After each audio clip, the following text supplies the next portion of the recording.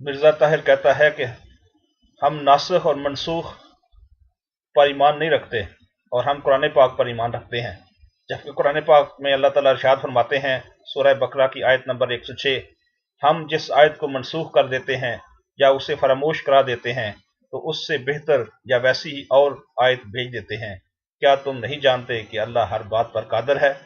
کہ اگر تم ناسخ اور منسوخ کے عقیدے کو نہیں مانتے تو تم قرآن کو کیسے مانتے ہو؟ قرآن پاک کی اس آیت کو تم کیسے مانتے ہو؟ اور کہتا ہے کہ ختم نبوت کے بارے میں، آخری نبی کے بارے میں جو عربی لوگ ہیں وہ نہیں جانتے، یہ وہ زیادہ جانتا ہے۔ تو نبی پاک صلی اللہ علیہ وآلہ وسلم کا ارشاد بیان کرتا ہوں، فرمایا، اور یہ روایت ہے حضرت عقبہ بن عامر رضی اللہ تعالیٰ عنہ سے کہ حضور صلی اللہ علیہ وآلہ وسلم نے ارشاد فرمایا، اگر میرے بعد کوئی نبی ہوتا تو عمر بن خطاب رضی اللہ تعالیٰ عنہ ہوتے۔ ایک اور حدیث میں حضرت ابو ہریرہ رضی اللہ تعالیٰ عنہ سے روایت ہے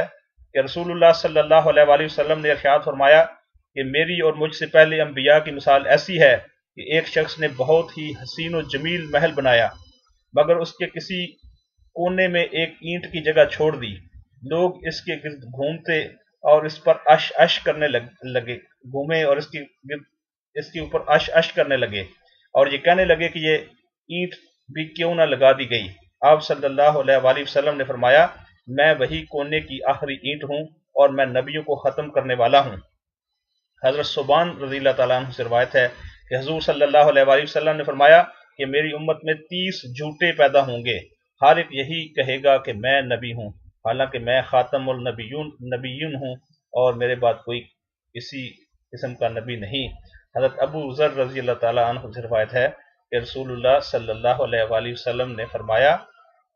ابو ذر، نبیوں میں سب سے پہلے نبی آدم علیہ السلام اور سب سے آخری نبی حضرت محمد صلی اللہ علیہ وآلہ وسلم ہے۔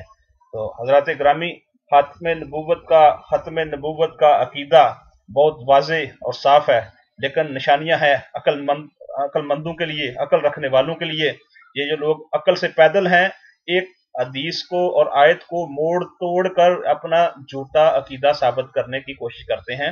تو ان سے ہوشیار رہنا چاہیے۔ اور میں ان قادیانی حضرات کو بھی دعوت دیتا ہوں کہ خدا کی قسم، قادیانیت جہنم کا ٹکٹ ہے، اور تم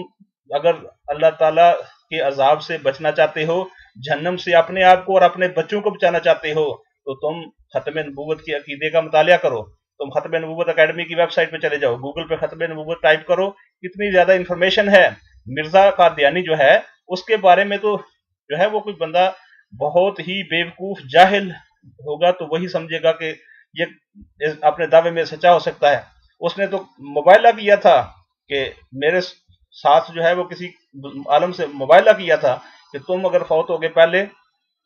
تو تم جھوٹے، اور اگر میں پہلے فوت ہو گیا تو میں جھوٹا۔ اور مرزا جو ہے نا وہ پہلے فوت ہو گیا، اس سے بھی وہ ثابت ہو گیا خود ہی اپنے مباہلے سے کہ وہ جھوٹا ہے۔ اس کے علاوہ اس نے کئی جو ہے نا وہ دعوے کیا کہ فلاں عورت سے میں شادی کروں گا، تو اس کی شادی نہیں ہوئی۔ تو کوئی بھی چیز آپ لے لیں تو جو ہے نا اس میں بہت واضح ہے